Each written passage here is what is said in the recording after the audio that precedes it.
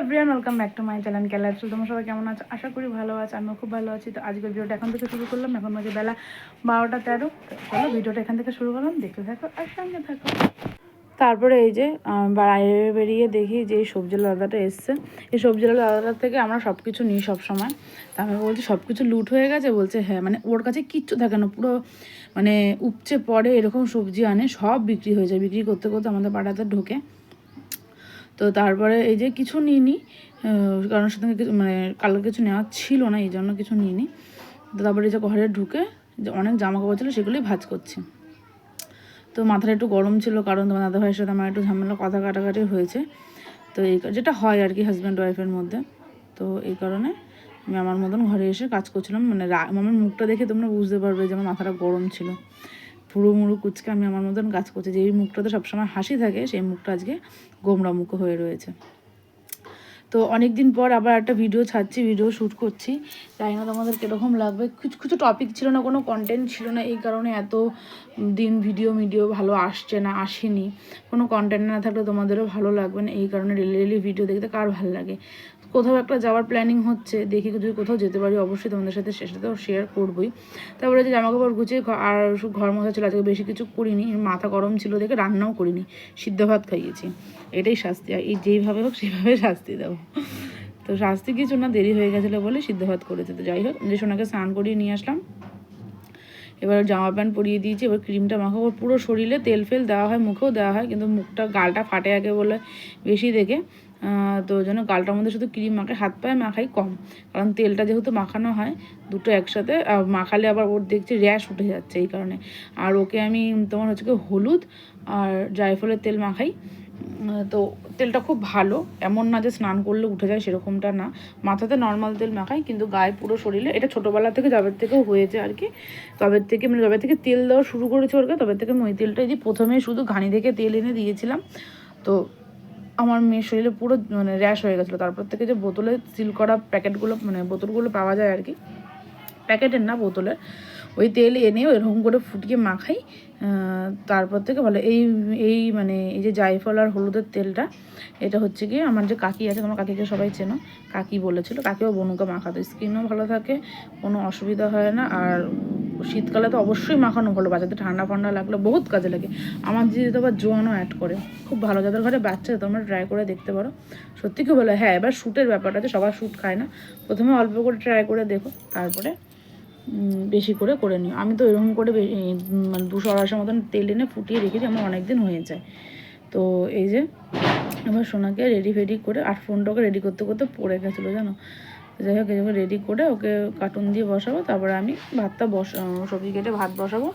ভাত বসিয়ে সবজি কেটে বলতে আলু আর পেঁপে সিদ্ধ দেবো, আর পেঁয়াজ লঙ্কা ভাজবো। তারপরে আমি স্নান করতে যাব। তখনও ঘর ফর মোছা হয়নি, ঘর মুছে তারপরে যাব। আর ক্যামেরা দেখে কী করছে, আর এই যে বলছে এই দেখো আমার গুণদাদা। তারপরে একদম এই যে স্নান টান করে পুজো ঠাকুর মাকুর দিয়ে একবারে চলে এসেছি খাওয়াতে। সোনাও বসে পড়েছে খেতে। তো এই যে এবার খাওয়াবো, খাইয়ে ঠাইয়ে তারপর মানে আজকে অনেকটা দেরি হয়ে গেছে সব কিছু করতে করতে। এই যে এখানে ভাত ফাত রয়েছে, প্রেশারের অবস্থা খারাপ, কারণ জলটা বেশি হয়ে গেছিলো আজকে।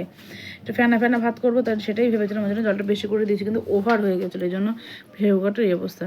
আর সোনা ভুরু কুচকে কেন শুয়ে আছে বলো তো, কারণ ও প্রথমে স্নানের আগেই স্নান করে ঘুমিয়ে পড়ছে। এখন এরকমই দেখছি আমি স্নানের পর রান্না বসাই, যেহেতু বেলা এখন ছোটো, স্নান ফান করে একবার রান্না বসাই, ও দেখি স্নান করালে ও দেখি ঘুমিয়ে পড়ছে, তখন ঘুমাচ্ছিল না।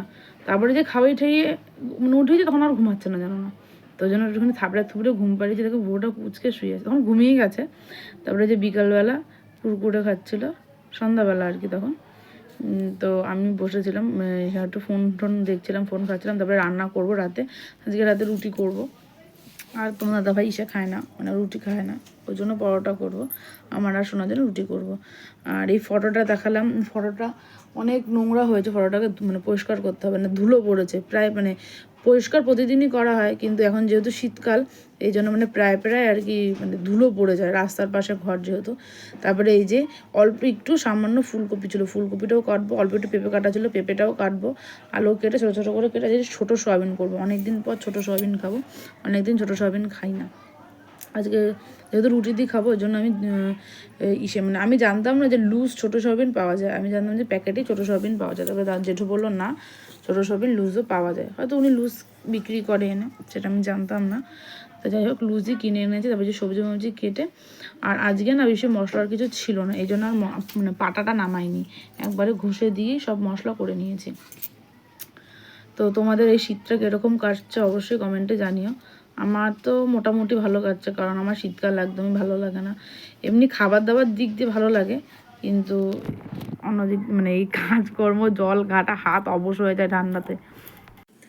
তো ওই কারণেই হাতটা অবশ হয়ে যায় যখন না, তখন মানে গরম জিনিস ধরলেও মনে হয় না, গরম লাগে না আর কি। তো তোমাদের ওখানে কাদের ওখানে কীরকম ঠান্ডা পড়েছে অবশ্যই কমেন্টে জানিও।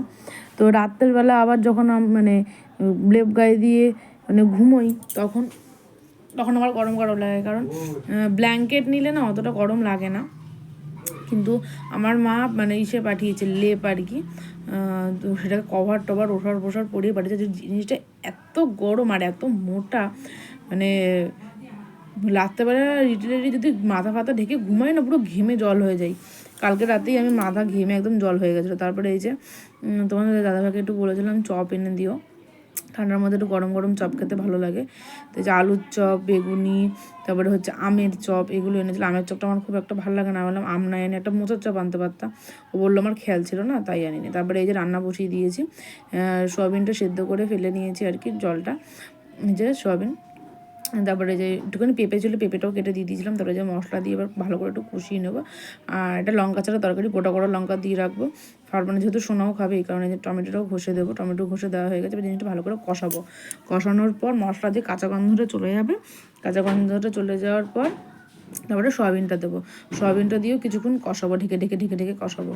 তারপরে তোমরা এরকম করে রান্না করে দেখো, খুব ভালো লাগে, কোনো স্মেল থাকে না সয়াবিনে, আর সয়াবিনটা বেশ নরম হয়।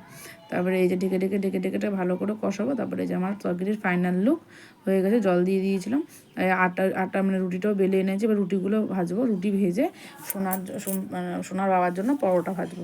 তারপরে যে জেঠিকে বলছে তোমার শীত করে না, বলছে কি না, ঠান্ডার মধ্যে চাদর ছাড়া আর কি কাজ করছে আর কি, যেটা হেবি পিটপিটে, এটা ধোয় ওটা ধোয়, এটা হেবি পরিষ্কার পরিচ্ছন্ন আর কি এটা। তারপরে এই যে সোনাকে দোকানে গেছিলাম, কোনো সোনার হাগিসটা শেষ হয়ে গেছিলো, ওটা আনতে। একটা প্যাম্পাস আনবো আর একটা বাসন মাজার সাবান আনবো, তো সেটা মনে ছিল না। আবার নেক্সট টাইম আবার গেছিলাম দোকানে, সেটাই আনতে গেছিলাম।